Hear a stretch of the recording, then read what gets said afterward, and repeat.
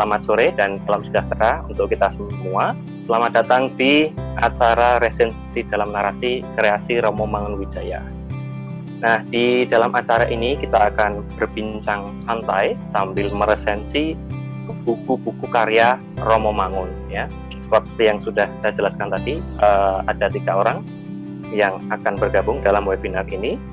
Dan di kesempatan kali ini telah bergabung rekan saya yang luar biasa sekali, Pak Yohanes Happy. Selamat sore, Pak. Selamat sore, Mas Jati. Terima kasih. Ya. Sehat semua ya. Apa kabar? Apa kabar, Pak? Sehat. Kita semua sehat. Ini saya manggilnya sudah benar ya, Pak Yohanes ya? Boleh, Mas, juga boleh kalau apa. Oke. Ya. Mungkin Pak Yohanes boleh memperkenalkan diri secara singkat, nama, alamat, dan latar belakangnya, Pak. Baik, saya Yohanes Happy Fernandes. Saya tinggal di Lombok, Kota Mataram. Sudah 14 tahun berkarya di kepolisian. Kebetulan perkenalan saya dengan Romo Mangun itu sebetulnya tak sengaja. Waktu itu. Oh, gimana itu ceritanya? Waktu itu kuliah saya pertama kali baca buku Burung-Burung Manyar. Waktu itu sudah kok rasanya luar biasa penulis ini. Dan saya telusuri ternyata Romo yang luar biasa. Bukan hanya bertindak sebagai imam, tapi beliau itu mengajarkan nilai-nilai dalam novel itu. Secara gitu ya. Secara langsung menyentuh. Oke, mungkin ini juga ya yang membuat Mas tertarik untuk mengenal lebih dekat dengan Romo Mangun sekaligus membaca karya-karya beliau. Betul. Oke.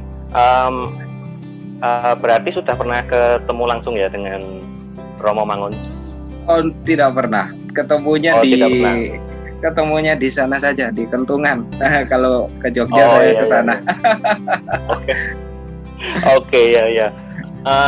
Saya mau tanya Mas, apa sih Mas yang membuat Mas pertama kali itu tertarik membaca buku Burung Manyar ya tadi disebutkan ya? Saya lakukan sendiri karena satu novel itu saya lihat tidak ada yang sentuh di pojok itu.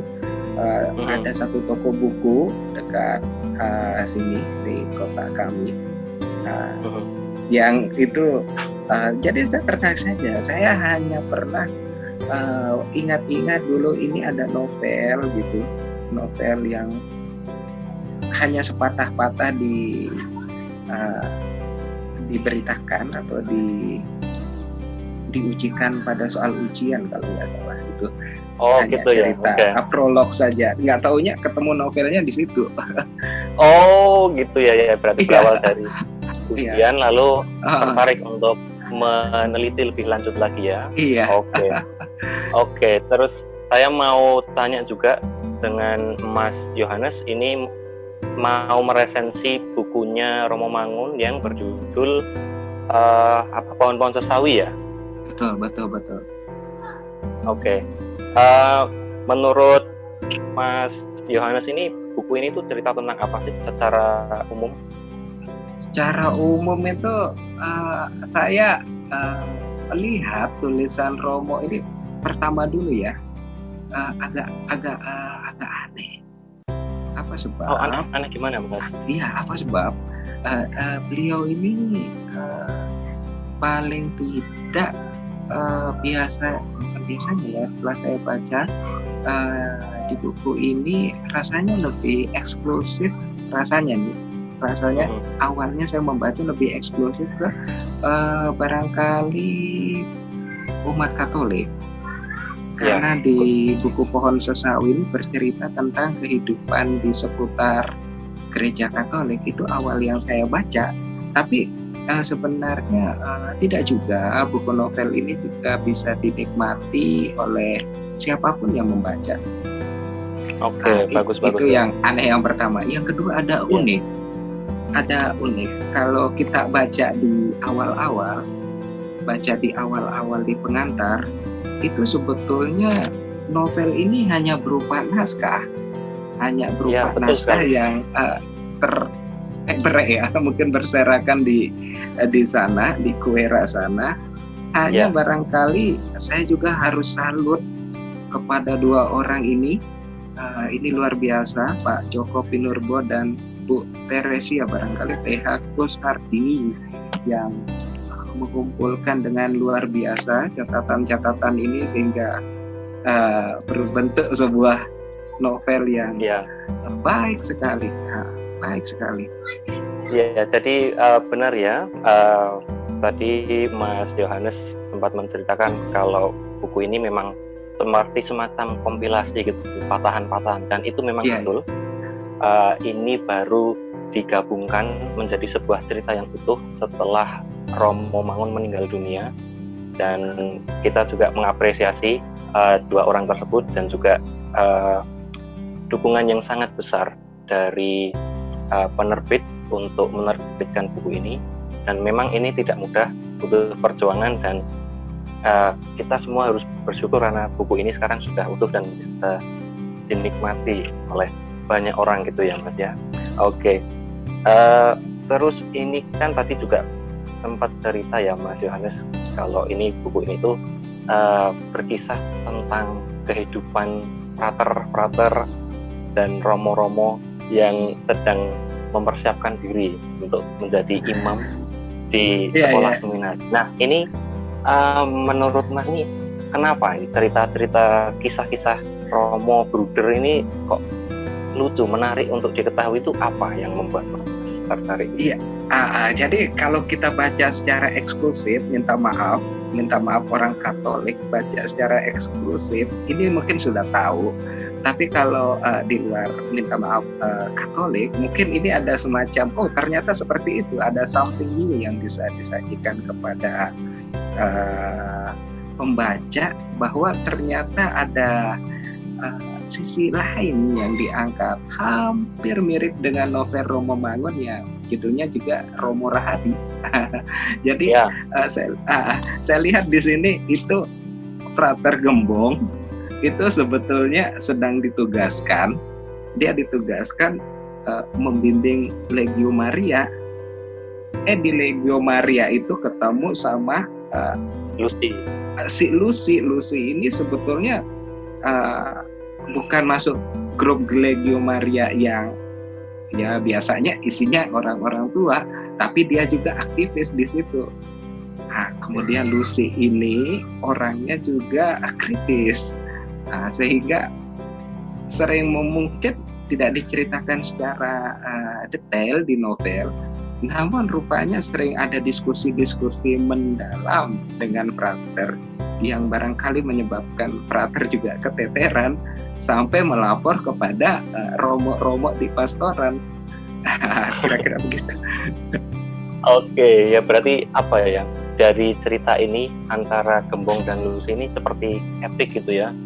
Jadi si Gembong ini sudah mau menafiskan diri menjadi romo, tapi kok tiba-tiba ketemu Lucy gitu. Selain bab itu, bab yang Lucy dan Gembong itu, bab mana lagi yang menurut Mas itu menarik itu, menggugah bab yang mana lagi? Yang menarik ya, sebetulnya dari pertama sudah menarik, hanya akhir-akhir bab agak sedikit sudah mulai agak susah dipahami sedikit barangkali kalau dari saya. Kalau teman-teman membaca dari awal itu ada cerita ulat di daun-daun jarak.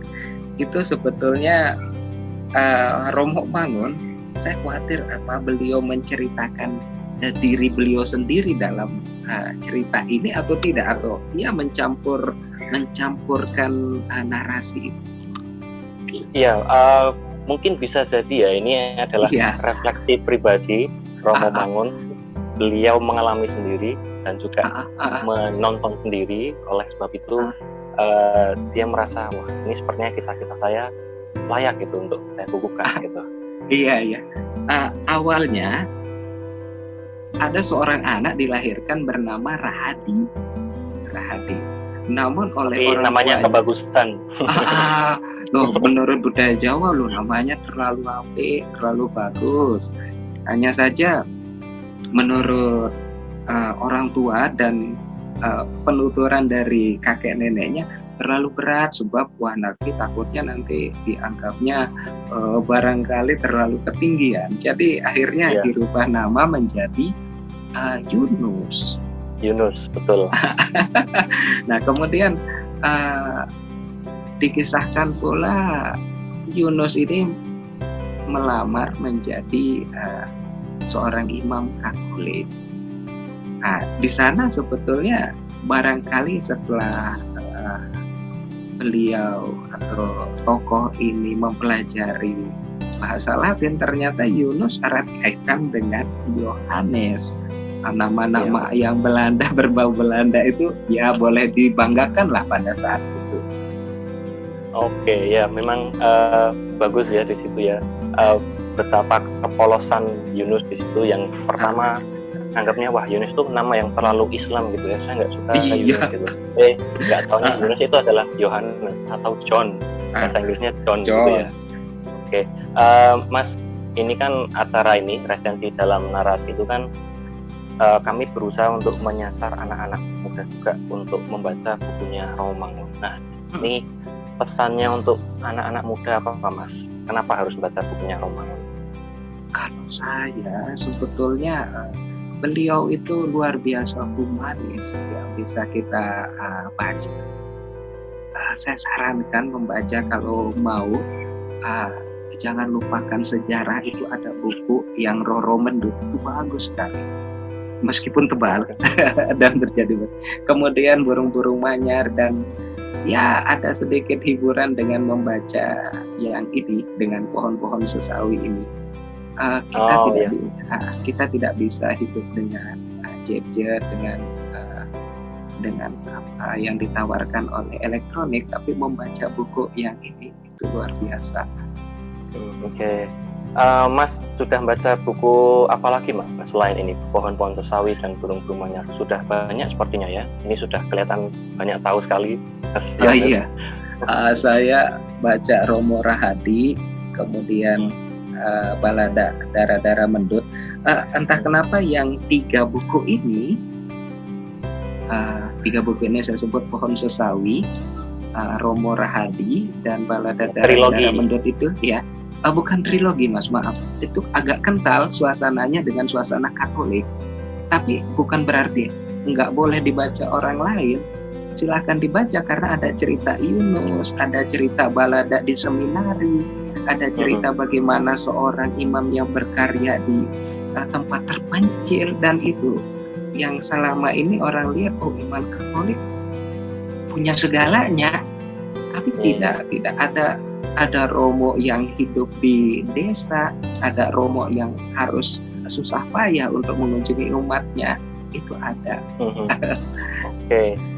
Mas melihat ada kesamaan nggak Mas? Kesamaan gaya penulisan, gaya bahasa yang diusung oleh Romo Mangun di buku-bukunya ini? Apa sih bahasa satu kata yang bisa menggambarkan bahasa penulisan Romo Mangun ini apa?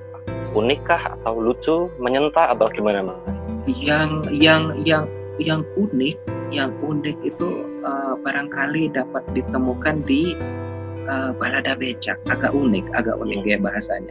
Kalau yang mengalir sesuai dengan alur yang agak gampang dipahami itu di novel-novel seperti Pohon-pohon Sesawi menghibur,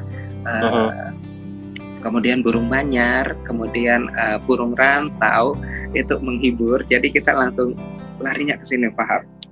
Oke. Iya, berarti sangat menghibur, sangat fresh seperti itu ya, Mas. Oke, bagus sekali Mas. Ya. Saya mau bertanya selanjutnya ini berkaitan dengan baik lagi Pohon-pohon Sesawi ini kenapa menurut Mas ini ngerti nggak kenapa Romo Mangun menamai buku ini, kisah-kisah ini tuh seperti Pohon Sesawi? Iya, baik sekali, betul. Kalau kita lihat dan kita barangkali kita ada sedikit pelajari, Pohon-pohon Sesawi itu pohonnya bijinya kecil, bunyinya kecil, namun kalau tapi bisa berbuah besar sekali ya. Besar sekali. Dari cerita-cerita kecil kita mendapatkan suatu keutamaan. Ada seorang ibu yang berkata kepada anaknya, "Anakku, aku hanya ingin berdoa supaya kamu jadi baik aja, tutup. Aku nggak pernah punya cita-cita kamu jadi seorang imam." Tapi iya, dia jadi imam sih. Yunus begitu. Oke. Ada lagi, menarik sekali ya. Ada lagi. Si Yunus ini anak paling kecil yang si bungsu. Jadi suka dibully kakaknya itu ya. Sama mas-masnya. Hanya karena dia si bungsu, ibunya paling sayang. Kemudian omnya juga paling sayang. Waktu ada satu yang saya baca cukup menggugah juga kepada untuk kita dan orang tua yang membesarkan kita, bahwa waktu itu ada dialog seperti ini. "Ibu, kenapa ibu menangis? Saya kan sudah dikasihkan banyak hal sama om saya, paman saya, pakaian, begitu, baju, celana gitu." Enggak, ibu menangis itu karena bahagia. Barangkali itu. Maksudnya barangkali ibunya menyimpan dalam diri, dia juga sebenarnya ingin memenuhi kebutuhan anaknya. Hanya itulah. Baik, sekarang saya ingin mengundang Romo Edi untuk menyampaikan komentarnya bersama dengan kami. Mungkin ada beberapa gagasan yang perlu kita ketahui juga melalui buku ini. Kami persilakan Romo Edi. Saya justru tertarik itu bertanya pada Mas Yohanes. Saya sendiri kan resensornya Mas Yohanes. Bagi Mas Yohanes, buku ini kemudian menawarkan apa untuk zaman kita sekarang? Zaman kita itu orang-orang sudah melupakan kesederhanaan, karena saat ini kita sudah mulai dibuli oleh keistimewaan. Padahal ada hal-hal kecil yang kebersamaan di komunitas kita, di keluarga kita, itu penting. Kita saling berkunjung, itu penting. Tapi untuk masa-masa ini rasanya agak susah berkunjung. Kemudian ada suatu kesederhanaan antar umat yang guyup meskipun nanti ada sedikit-sedikit lomba itu di ceritanya yang Romo Mangun sajikan itu. Maksudnya baik, tapi mari kita saling membantu, saling membangun. Kemudian kita jangan melupakan hal-hal yang sederhana. Orang tua kita, kemudian rekan kerja kita di semua tempat. Saya sepakat itu, Mas. Ungkapan Mas Yohanes tadi sederhana, kecil, biasa. Mungkin ini bisa digambarkan biji sawi kan kecil. Iya. Tapi yang sederhana kecil, kalau ini keutamaan dan dihidupi, bisa tumbuh mekar seperti pohon sawi yang besar. Katanya itu saya juga sepakat dengan Mas Yohanes itu, dengan ungkapan tadi ya. Itu Mas Jati, saya menggarisbawahi ini. Saya sepakat dengan Mas Yohanes yang kemudian melihat masalah yang kecil, sederhana, mungkin terlupakan itu ya. Tapi itu bisa menjadi fondasi untuk suatu mekarnya bangunan besar. Baik, terima kasih Romo Edi, luar biasa sekali komentarnya. Ini menggarisbawahi juga ya bahasan-bahasan kita pada sore hari ini. Nah, saya pengen nih Mas Yohanes ini ngajak teman-teman rekan muda untuk membaca bukunya. Monggo Mas, dipersilahkan. Ya, teman-teman, kawan-kawan, saudara sekalian, sekarang kita jangan melupakan atau hal-hal yang sebetulnya ada di depan kita. Kemudian saya ingin mengajak teman-teman sekalian untuk membaca buku dari seorang yang humanis, seorang yang luar biasa, yang menyajikan kita bukan hanya hiburan, bukan hanya novel belaka namun yang memiliki nilai-nilai yang luar biasa mantap kita semua. Beliau adalah Romo Mangunwijaya, tokoh yang besar ya, bukan hanya seorang imam tapi humanis kepada siapapun juga. Beliau juga arsitek, beliau juga seorang yang bukan saja untuk orang Katolik tapi untuk semuanya. Saya rasa khusus bagi yang di Jogja sudah mengenal kiprah beliau di Jode, dan beliau juga menulis banyak dan meninggalkan novel-novel yang luar biasa untuk kita. Mari kita sama-sama menyempatkan diri untuk mengenal beliau melalui karya tulisnya. Oke, baik. Terima kasih Mas Yohanes untuk ajakannya ya, untuk rekan-rekan muda untuk tidak melupakan sejarah nilai-nilai yang berharga yang pernah ditanamkan oleh Romo Mangun. Oke, saya mengucapkan terima kasih. Saya mengapresiasi partisipasi dari Mas Yohanes dan juga Romo Edi yang telah mendampingi kami. Sebagai kenang-kenangan, Mas Yohanes akan kami beri kesempatan untuk memilih satu buku karya Romo Mangun yang belum pernah dipunyai.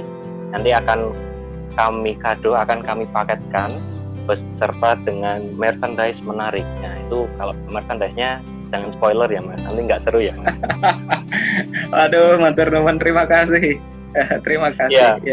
Ya, oke. Untuk pemilihan bukunya nanti bisa ngechat langsung ke saya, buku apa yang belum punya. Jadi makin banyak loh, makin lengkap koleksi karya Romo Mangun. Jadi teman-teman, rekan muda yang mau dapat buku gratis, bukunya bermanfaat, berkualitas, nah makanya jangan lupa untuk ikut acara ini juga, resensi dalam narasi kreasi Romo Mangunwijaya.